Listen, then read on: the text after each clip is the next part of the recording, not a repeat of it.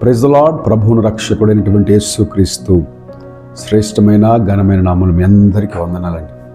దైవజనాంగమా, ఈ మరొక దినాన్ని, శ్రేష్ఠ దినాన్ని ప్రభు మనకు అనుగ్రహించారు. ఈ దినం మనము యేసు ప్రభు యొక్క శిష్యుడు పేతురు గురించి కొన్ని విషయాలు మనం ధ్యానం చేసుకుందాం. పేతురు దుడుకు పేతురు మరియు తొందరపాటు కలిగినటువంటి వ్యక్తి.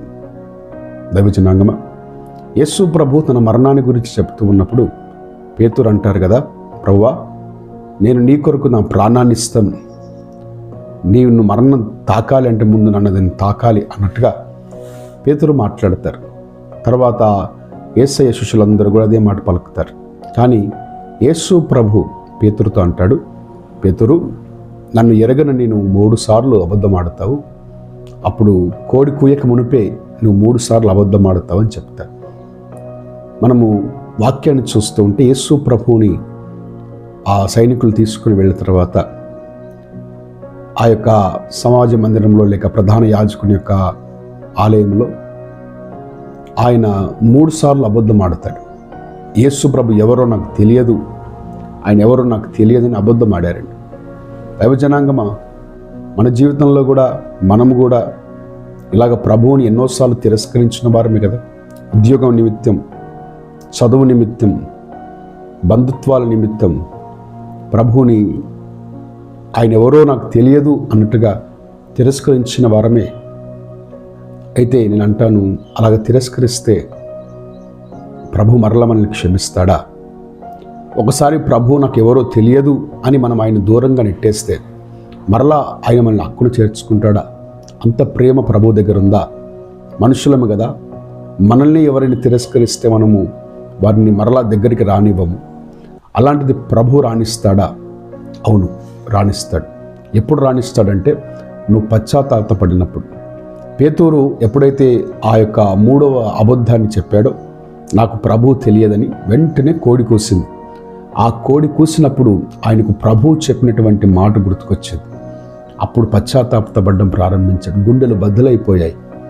అయ్యో ప్రభువా, నేను అబద్ధం ఆడానయ్యా, నువ్వు ముందే చెప్పావయ్యా, నువ్వు ఎరగనని అబద్ధం ఆడానయ్యా అని పశ్చాత్తాపడతారు. ఆ పశ్చాత్తాపమే యేసు ప్రభు దగ్గరికి పేతురుని చేర్చగలిగిందండి. దైవజనాంగమా, ఎప్పుడైతే యేసు ప్రభు పునరుద్ధరణ అయ్యాడో, ఆ పునరుద్ధరణ అయిన తర్వాత యేసు ప్రభు అడుగుతున్నాడు పేతురుని, పేతురు, నువ్వు నన్ను ప్రేమిస్తున్నావా? పేతురు, నువ్వు నన్ను ప్రేమిస్తున్నావు, వీటన్నిటికంటే ఎక్కువగా నన్ను ప్రేమిస్తున్నావా అని ప్రభు అడిగారు. పేతురు అన్నాడు, అవునయ్యా, నేను ప్రేమిస్తున్నాను. యేసు ప్రభు యొక్క మాట చూడండి, అయితే నీవు నా గొర్రెలను మేపు. దైవజనాంగమా, నువ్వు దేవుని సన్నిధిలో పశ్చాత్తాపడితే ఆయన తప్పకుండా నిన్ను ప్రేమించి హక్కును చేర్చుకునే దేవుడై ఉన్నారు. దైవజనాంగమా, ఈ యొక్క పేతురు యొక్క జీవితం మనకు ఒక పాఠంగా ప్రభు నేర్పిస్తున్నారు. మన జీవితంలో కూడా ప్రభువుని నువ్వు ఇప్పటికే తిరస్కరించవచ్చు. నీ ఉద్యోగముల విషయంలో, నీ చదువు విషయంలో, నీ బంధుత్వాల విషయంలో ప్రభువుని నువ్వు ఆయన ఎవరో నాకు తెలియదు అన్నట్టుగా నువ్వు ఆయన తిరస్కరించవచ్చు. అయితే ఈరోజు నీకు ఒక సదవకాశం ఏమిటంటే మరలా ప్రభు పాదాలు పట్టుకుని, ఆయన నన్ను క్షమించండి అని ప్రభు సన్నిధిలో ఒప్పుకోండి. ఎందుకంటే ప్రభువు చెప్తూ ఉన్నారు వాక్యంలో, ఆయన ఎవడైతే భూమి మీద ఒప్పుకోడో ఆయన కూడా తండ్రి ఎదుట వాడిని ఒప్పుకోడట. ఎవడైతే భూమి మీద ఆయన ఒప్పుకుంటాడో పరలోకమందు తండ్రి ఎదుట కూడా ఆయన ఒప్పుకుంటాను అని చెప్తూ ఉన్నారు. కనుక క్రైస్తవుడైనందుకు ఎవడు కూడా సిగ్గుపడకూడదు. క్రైస్తవుడైనందుకు వాడు అతిశయించాలి. క్రీస్తును బట్టి మనం అతిశయం ఎందుకండి? ధనం ఉండదని కాదు, ఉద్యోగం ఉండదని కాదు, ఆస్తిపాస్తులు ఉన్నాయని, అందచందాలు ఉన్నాయని కాదు, కానీ క్రీస్తును కలిగినందుకు మనం అతిశయించుదాం. అతి కృప, అతి అతిశయం దేవుడు మీ అందరికీ అనుగ్రహించి నడిపించునుగాక.